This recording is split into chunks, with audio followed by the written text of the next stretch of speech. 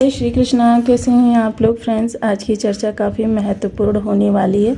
आज हम चर्चा करने जा रहे हैं ऐसे ग्रह की जो हमारे जीवन में नकारात्मकता को बढ़ाने के लिए जाना जाता है, क्योंकि इसकी इतनी शुभ अवस्था इस समय पर होने जा रही है कि आप हतप्रभ रह जाएंगे। भ्रम हो जाएगा कि यह हमारा वही निगेटिव ग्रह है या फिर किसी भी प्रकार से हमारे लिए कई अन्य ग्रह यहाँ से अपना प्रभाव दे रहा है।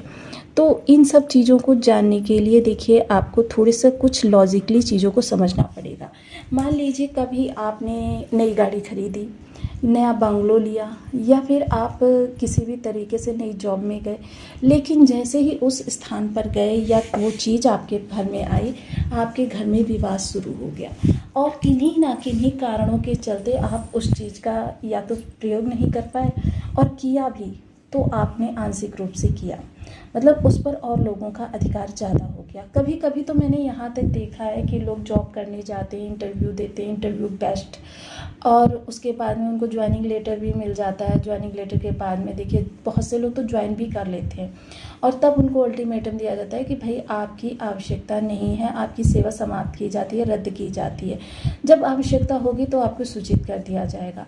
तो सोचिए उस व्यक्ति की दशा क्या होगी कि जिसने इतनी मेहनत के बाद इतनी कंपटीटर को हराकर उस चीज़ को अचीव किया, वही चीज़ें जो है फिर उसके लिए समस्या यानी कि फिर दूर चली गई।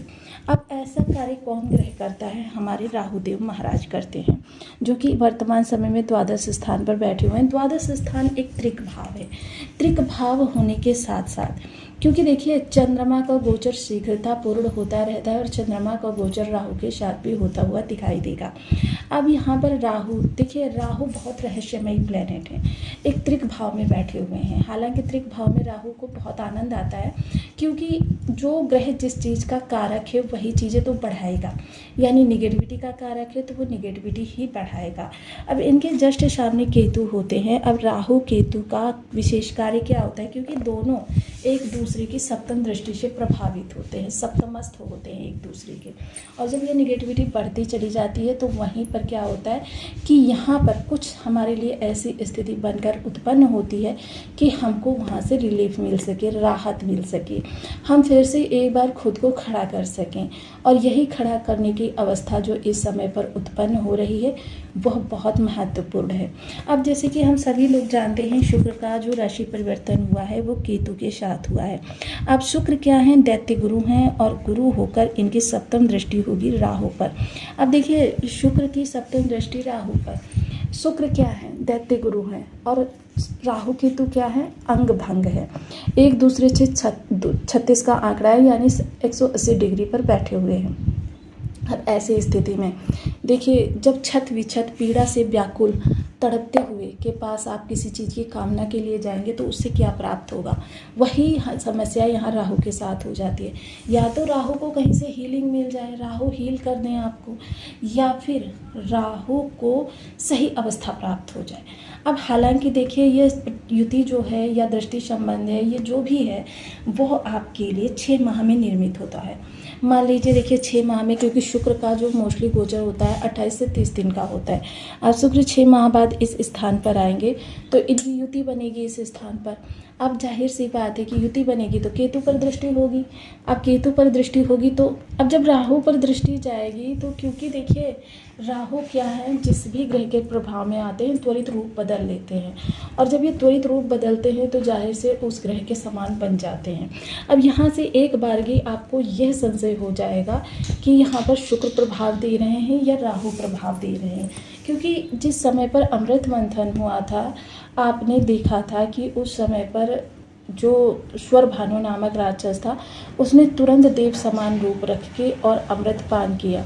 हालांकि देखिए सूर्य और चंद्र ने इसे देख लिया था अमृत पान करते हुए, और वहीं से इसकी सूर्य चंद्र के साथ शत्रुता और भयवत रिश्ता बन गया, यानी कि ये इनसे भय भी खाता है कि कहीं ऐसा ना हो इनकी किसी त्रुटि को देखकर फिर वो इसके खिलाफ कोई साजिश कर दे, या फिर कहीं ऐसा ना हो कि फिर से उसको किसी चीज़ का त्याग करना पड़े। यहाँ पर एक चीज़ और जान लेना ज़रूरी होता है कि राहु जुनून है। जब आपको राहु से संबंधित किसी चीज़ को पाना हो या राहु को कारक बनाकर कुछ पाना होता है तो वहाँ पर कुछ खोना अवश्य पड़ता है। जैसे राहु ने जब अमृत पान किया उस समय उसे अपने सिर को गंवाना पड़ा, यानी कि सिर अलग हुआ, धड़ अलग हुआ, 2 हिस्सों में विभक्त हुआ। लेकिन भगवान भोलेनाथ की कृपा से इन्हें ग्रहों में स्थान मिला, नकारात्मकता फैलाने के लिए जाने लगे।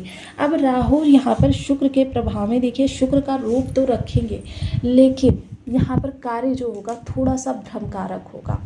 यानी कि देखिए शुक्र किस चीज़ के कारक हैं? आकर्षण के, प्रेम, सौहार्द और सौंदर्य के कारक ग्रह हैं, लग्जरियस लाइफ के कारक ग्रह हैं, राजा समान सुख देने का वैभव करते हैं। तो ये सारी चीज़ें हमको समझकर ही आगे बढ़ना होगा।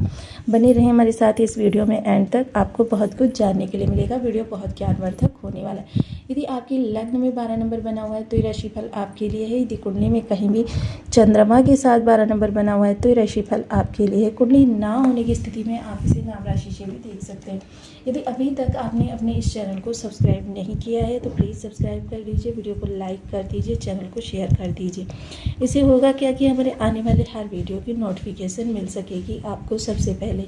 एक प्यारा सा कमेंट करना बिल्कुल ना भूलें, कमेंट से हमें बहुत मोटिवेशन मिलता है, हौसला मिलता है और ये पता चलता है कि आप और क्या जानना चाहते हैं। अब वर्तमान समय में यदि देखा जाए तो राहु शुक्र के प्रभाव से सुकृवत तो होंगे, लेकिन राहु का मूल कर्म क्या है? राहु का मूल कर्म जो है वो भ्रम, इल्यूशन और साथ ही साथ आपके लिए नकारात्मकता उत्पन्न करना।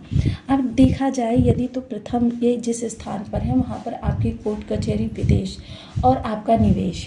अब इन तीनों ही स्थानों पर यदि किसी भी प्रकार से भ्रम उत्पन्न हो जाए तो स्थिति आपकी कितनी विषम हो सकती है आप स्वयं अनुमान लगा सकते हैं। तो इस समय पर जिस भी कार्य को करें पूर्ण उसके बारे में आश्वस्त होकर ही कि जो भी आप सोच रहे हैं, जो भी क्रिया आप करने वाले हैं उस कार्य से संबंधित या जो भी शब्द बोलने वाले हैं, क्योंकि मोस्टली आपकी वाणी भी जब आप कर्म करते हैं वाणी भी काफ़ी हद तक कार्य करती है और ऐसी स्थिति में आपको इन चीज़ों का विशेष ध्यान रखना है।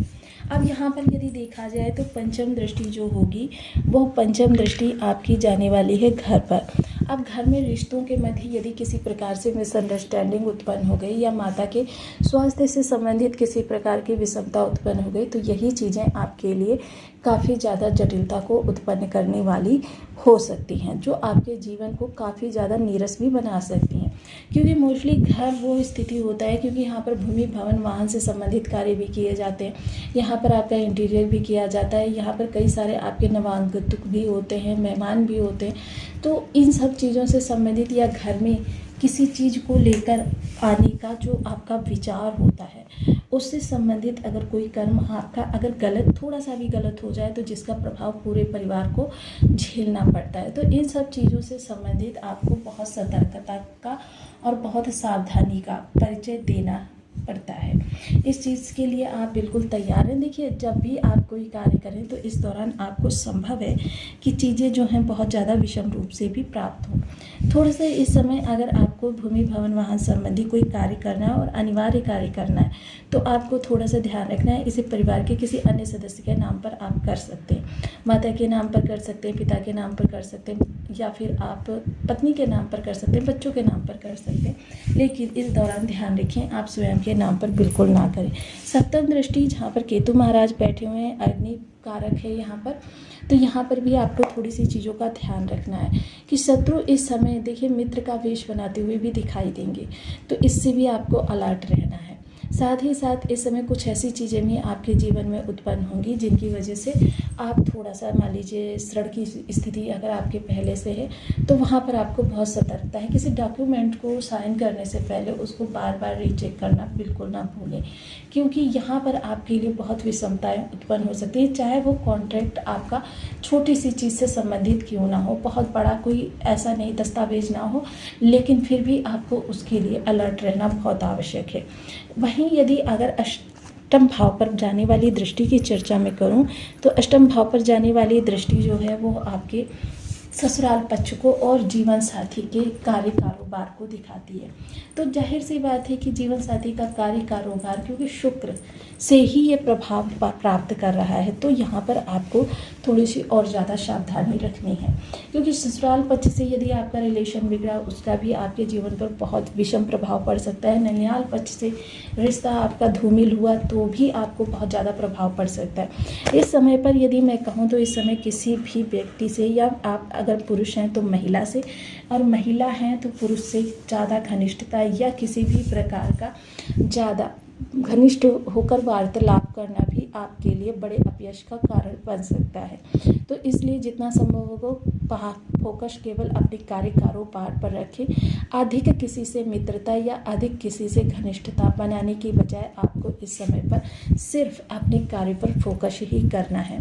वहीं देखिए, यदि उपायों की चर्चा करें, क्योंकि राहु की चर्चा चल रही है शुक्र से संबंधित चीज़ों के बारे में, तो यहाँ पर राहु को अपने भ्रम में देखिए काफ़ी सारी चीज़ें उत्पन्न करेंगे। धन की तो देखिए राहु से संबंधित धन तो आएगा ही, इसमें कोई दो राय नहीं है, लेकिन धन कितनी समस्याओं के बाद आएगा, कितनी विषमताओं के बाद आएगा, सही आएगा, गलत आएगा, या शॉर्टकट से आएगा, या आपके बहुत ज़्यादा मेहनत के द्वारा आएगा धन आपके पास आएगा। लेकिन आपको थोड़ा सा इन चीज़ों से संबंधित भी आपको ध्यान रखना है।